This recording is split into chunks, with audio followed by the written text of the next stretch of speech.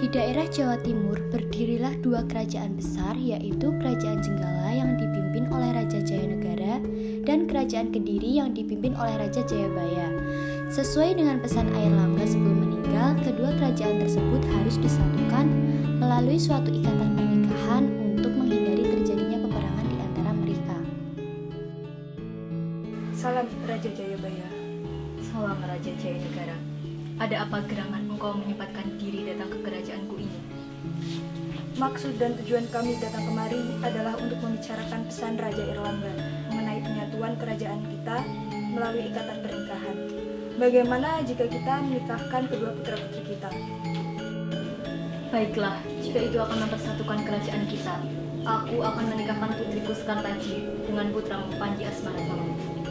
Baiklah, kalau begitu kita akan segera menggelar acara pernikahan yang sangat meriah. Bagaimana putraku? Baiklah, ayahanda, saya menyetujui. Tapi saya meminta satu syarat, yaitu bisa dihadapan di sana bisa dan sepenuhnya. Baiklah, kalau begitu.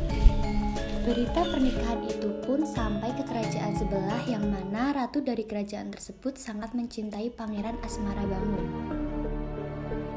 Izin menghadap Ratu. Ada apa, Dayang? Ada sebuah berita yang ingin saya sampaikan kepada Ratu. Panji Asmarabangun akan segera menikah dengan putri Raja Jayanegara yang bernama Dewi Sekartaji, Ratu, agar kerajaan Kediri dan kerajaan Jenggala bersatu. Apa? Hal ini tidak boleh terjadi. Jika kerajaan Kediri dan kerajaan Jenggala bersatu, maka kedua kerajaan tersebut akan kuat dan bisa mengalahkan kerajaan kita. Dan Panji Asmarabangun hanya milikku semata. Wahai kau dayang-dayangku, segera siapkan strategi untuk memisahkan Dewi Sekartaji dengan Pangeran Asmarabangun. Baik, Ratu. Gayatri dan dayangnya berusaha menggagalkan pernikahan Dewi Sekartaji dengan Pangeran Asmarabangun. Namun rencana mereka gagal dan berhasil ditepis oleh kerajaan Kediri dan kerajaan Jenggala. Tibalah hari yang ditunggu-tunggu, pesta pernikahan yang sangat mewah dan meriah.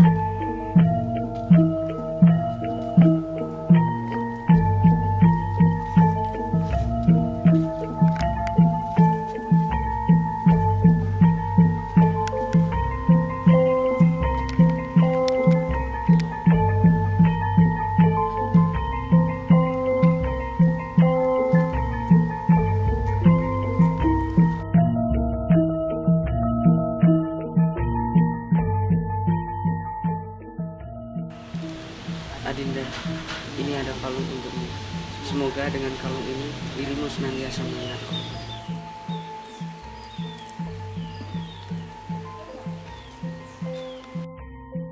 Baik Kakanda, aku akan terus pakai kalung ini sebagai bukti bahwa aku akan mencintaimu.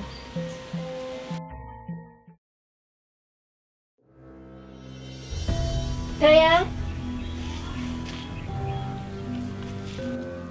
Ada gerangan apa Ratu memanggil saya?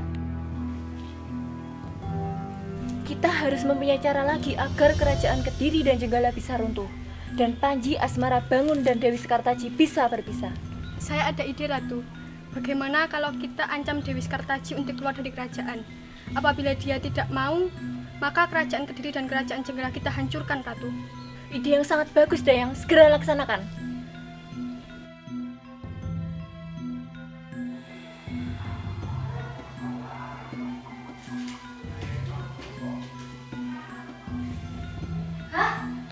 Apa itu? Siapa di sana?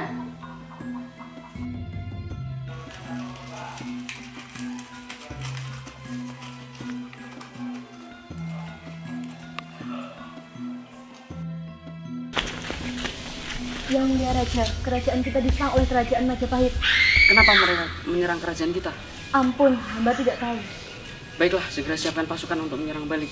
Baiklah. Adinda, kamu tetap di sini saja, menunggu kita pulang untuk berperang. Baik Kakanda. Suatu hari, di saat kerajaan Jenggala diserang oleh Majapahit, Putri Dewi Sekartaji melarikan diri setelah mendapat ancaman dari Gayatri dan demi keselamatan bersama.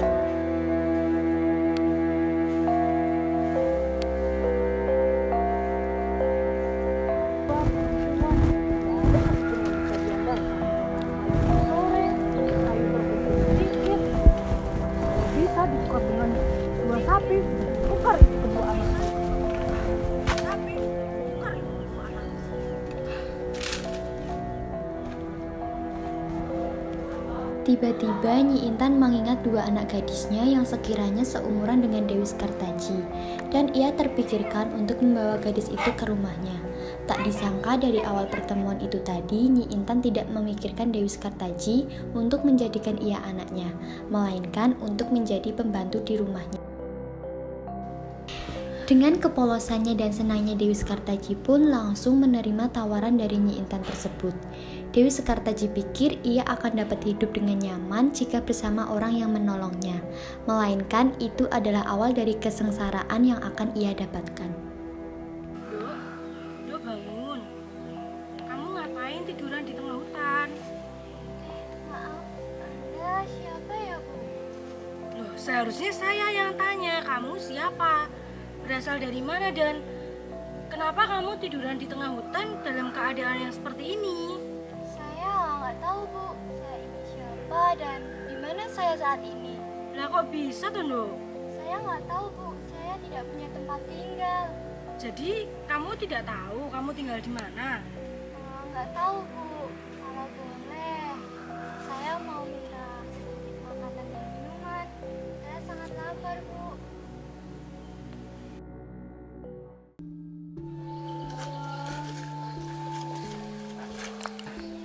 Kita sebaiknya berhenti di bawah pohon itu saja, Rik. Baiklah, Pangeran.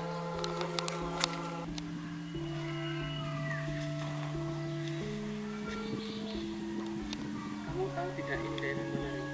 Ampun Pangeran, nggak ada. Artinya kita jauh dengan pasti.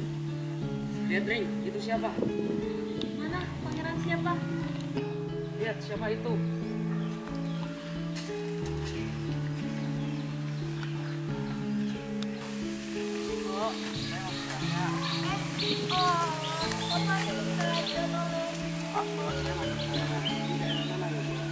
Kamu dari mana?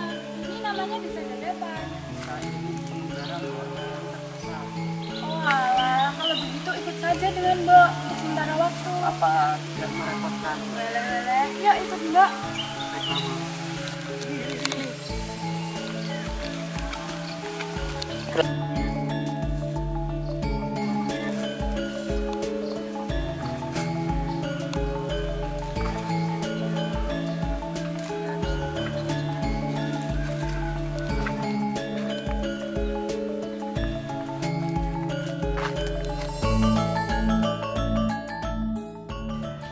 Sejak pertemuan dengan Mbok Rondo di hutan, Pangeran kemudian tinggal di rumah Mbok Rondo hingga beberapa waktu dan mengganti namanya dengan Ande-Ande Lumut.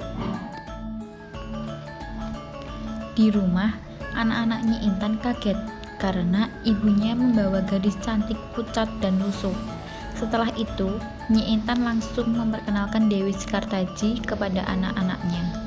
Tetapi, karena Dewi Sekartaji tidak mengingat siapa dirinya, akhirnya Nyi Intan memberikan ia nama Klenting Kuning.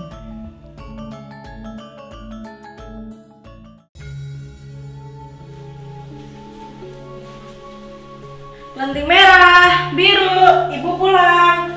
Kalian di mana, Nak? Ada apa sih Bu teriak-teriak? Mau pulang gitu aja deh. Tahu Ibu, berisik banget, teriak-teriak lagi. Dasar kalian ini, bukannya bantuin Ibu, malah enak-enakan di rumah. Siapa dia Bu? Kenapa Ibu bawa pulang? Mana kotor, lusuh lagi. Iya, Ibu dapat dia dari mana sih? Ibu nemuin dia di tengah hutan.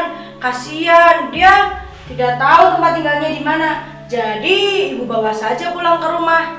Kenalin, dia Klenting Kuning, adik baru kalian. Halo, salam kenal Kak Merah, Kak Biru. Kenalin, aku Klenting Kuning, adik baru kalian. Semoga kita bisa menjadi saudara yang akur ya, Kak. Hah? Klenting Kuning namanya? Emang kebetulan atau gimana tuh? Hus, kamu ini Klenting Merah.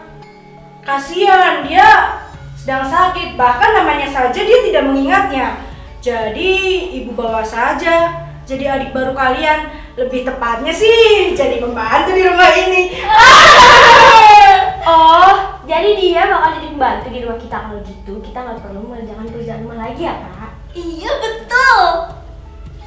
Apa maksud kakak dan ibu ini? Kenapa aku dijadiin pembantu di rumah ini? Bukannya kalian sudah menerima aku sebagai keluarga kalian? Hei Putih Kuning, kamu pikir hidup itu gratis? Kamu tinggal sini jadi pembantu daripada kamu jadi gelandangan luar sana. Tapi kak, aku ingin istirahat sebentar saja. Bahkan aku belum makan dan minum seharian ini. Setidaknya aku istirahat sebentar dan makan dan minum. Habis itu aku membersihkan rumah ini. Apa kamu bilang? Mau makan? Masak dulu sana, baru makan. Seperti nyonya saja kamu makan minta disiapkan. Kalau gitu mulai sekarang kamu bisa cuci baju aku di belakang. Iya, jangan lupa abis kamu cuci baju, kamu mandi ya karena badan kamu kotor dan bau banget. Oh ya jangan lupa abis kamu mandi dan cuci baju, siapkan makan malam untuk kita ya, yang enak lolos aja. Baik kak, baik bu.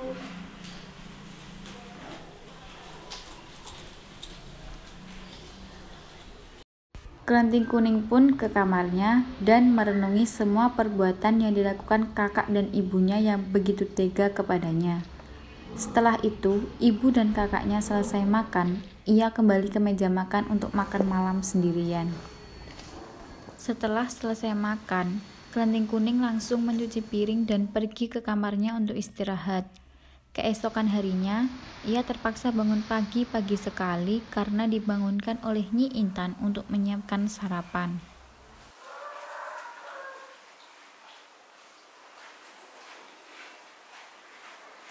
Hei Kelenting Kuning, bangun.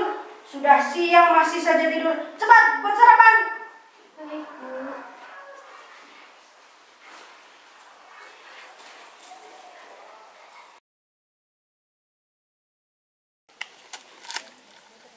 Pengumuman diberitahukan kepada seluruh warga desa Dadapan akan diadakan sayembara. Siapapun gadis yang belum menikah boleh melamar Ande Lumut, putra dari Mbok Rondo. Kepada yang berminat harap langsung datang ke rumah Mbok Rondo. Sekian, terima kasih. Wah, berita bagus nih. Anak-anakku harus ikut sayembara ini.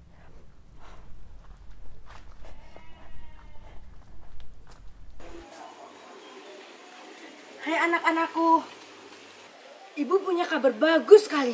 Jadi di desa seberang akan ada sayembara. Wah, sayembara apa itu bu? Sayembara untuk mencari istrinya Ande Lumut. Itu loh anaknya Mbok Rondo. Ganteng loh.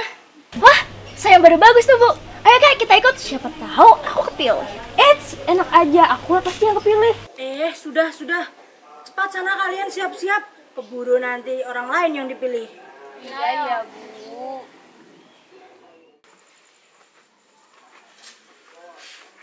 Kelenting Kuning, sana kamu ambil panci yang di belakang, kamu cuci di sungai. Tapi bu, aku juga ingin mengikuti sayembara Ande Lumut itu. Kamu boleh mengikuti sayembara itu, tapi setelah kamu cuci itu panci kotornya ke sungai. Baik bu.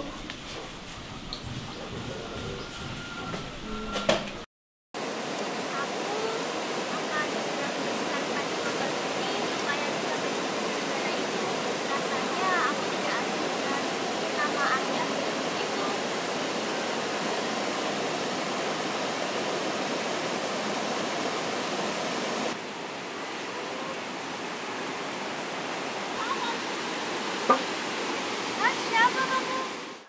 Aku adalah sisi baik yang ada dalam dirimu dan aku akan selalu melindungimu. Apa maksudmu? Aku sama sekali tidak mengerti.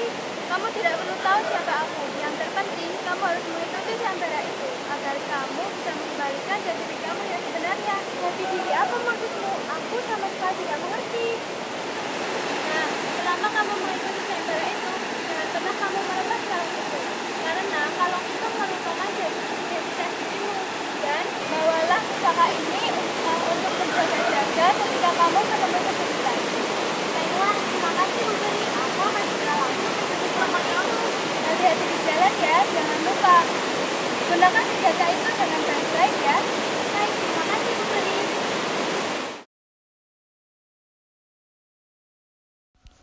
Setelah itu, Kelenting Kuning pulang ke rumah untuk mengembalikan panci yang sudah ia bersihkan.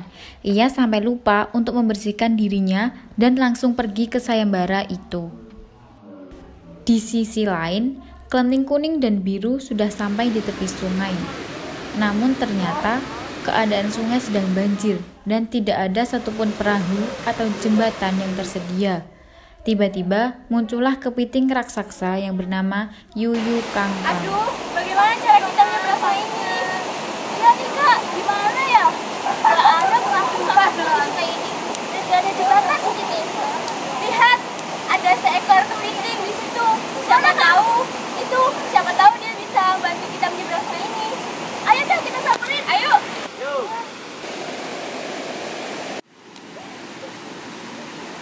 Kalian mau kemana gadis cantik? Kami dari desa Dadapan. Karena itu kami harus menyeberang sungai. Anda siapa ya? Aku Yuyu Kangkang. Aku bersedia menyeberangkan kalian, tapi ada syaratnya. Apa syaratnya Yuyu? Syaratnya, setelah kalian berhasil aku seberangkan, kalian harus beri imbalan. Imbalan? Imbalan apa Yuyu? Kita punya uang, punya harta, punya emas, apapun yang kita punya. Aku tidak butuh itu semua, gadis cantik. Lalu apa maumu? Mauku, setelah kalian berhasil aku seberangkan, kalian harus bersedia aku cium tangannya. Cium tangan? Karena terpaksa, kedua kelenting mengiyakan permintaan Yuyu Kangkang. Kemudian, kedua kelenting digandeng oleh Yuyu Kangkang menyeberangi sungai. Sesampainya di pinggir sungai,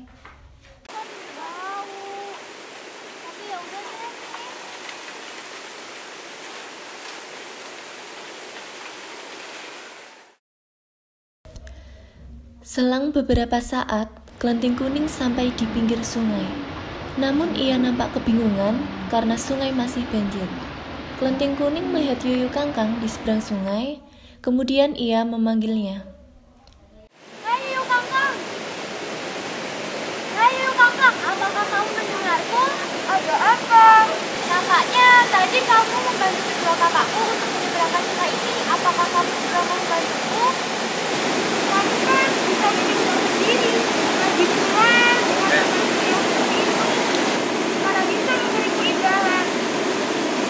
Kedua kakakku tadi mau menyeberang apa Yuyu? Kedua kakakku yang tadi itu memberiku imbalan, mohon bersedia aku cium tangannya. Bagaimana denganmu? Aku tidak mau mencintamu karena kamu jelek. Kelenting kuning sakit hati dengan ucapan Yuyu Kangkang. Kemudian, ia teringat dengan pesan Ibu Peri, yaitu menggunakan pusaka yang ia beri untuk menyeberangi sungai dan melawan Yuyu Kangkang.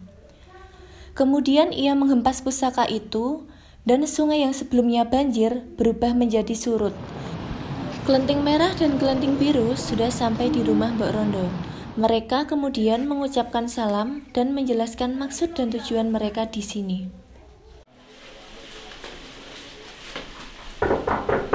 Assalamualaikum Mbak. Mbak Randa. Waalaikumsalam. Siapa gadis-gadis cantik ini? Saya kelenting biru Mbak. Saya kelenting merah Mbak. Baiklah, kelenting biru, kelenting merah. Apa maksud dan tujuan kalian kemari? Begini Mbak, maksud kedatangan kami di sini karena kami mendengar ada sayembara di sini. Jadi saya ingin melamar Anda di Lumut. Benar Mbak, saya juga ingin melamar Anda di Lumut. Baiklah, kalau begitu mari ikut dengan Mbak. Baik Mbak. Anda Lumut, Ya Mbak. perkenalkan ini kelenting biru dan kelenting merah yang ingin melamar kamu. Baik Mbak.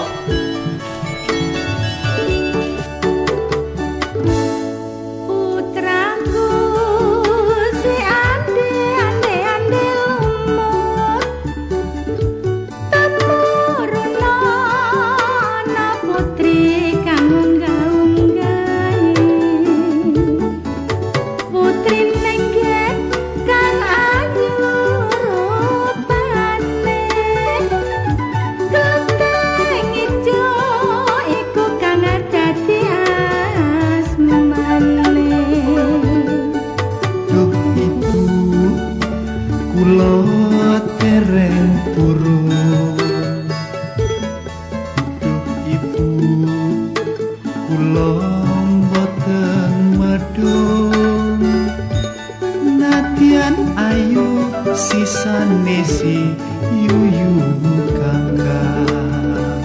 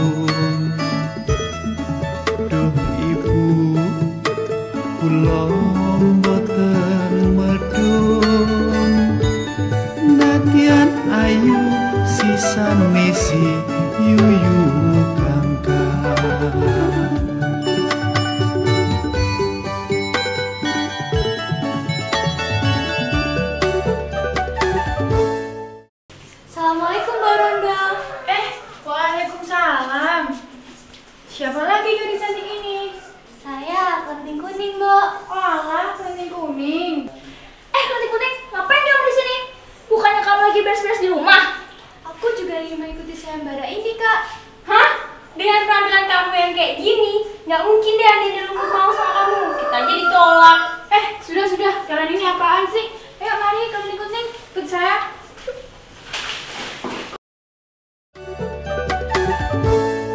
Putraku si ande lumut temurna na putri kang unggah-unggahi putri nenggih kang ala rupane pleteng kuning iku kang dadi asmane. Ibu kula inggih purun, ibu kula badhe medhun nadyan Allah menika kang putra suwun.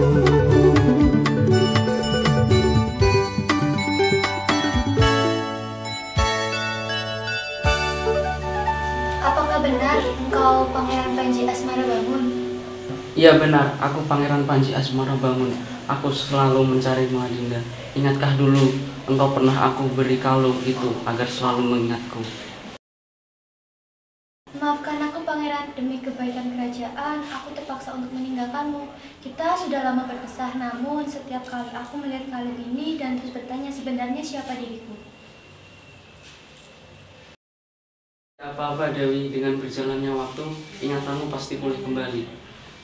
Berkat kalung itu, kita bisa dipertemukan kembali.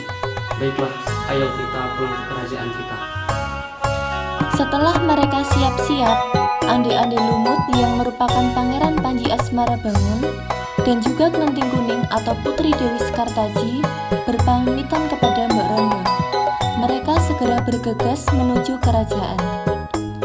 Semua senang atas kembalinya Pangeran Panji Asmara Bangun dan juga Putri Dewi Sekartaji.